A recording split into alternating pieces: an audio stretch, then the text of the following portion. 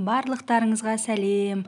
Бүгін сіздерге дәл осындай керемет, өте нәзік, жұмсақ, жұқа құймақтың рецептімен бөлісемін. Алдымен барлық керек ингредиенттерді дайындай аламыз.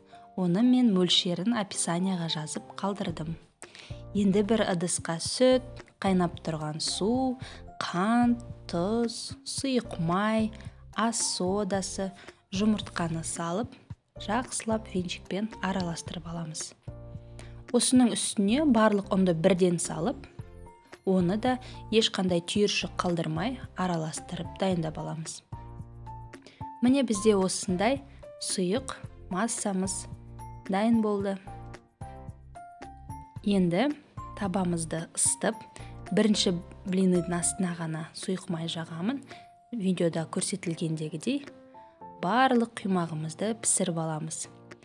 Қараңыздар, өте нәзік, жұмсақ, тесіктерінен ар жағы көрініп тұр. Дәл осындай жұмсақ құймақтарды қатты жақсы көрем.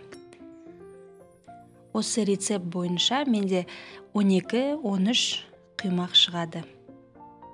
Сіздерде жасап көріңіздер. Өте оңай, бір жасағаннан бірден осындай әдемі жұқа құймақтар болады. Сіздерде жасап көріңіздер, каналыма тіркеліп, лайк басуды ұмытпаңыздар. Ас болсын!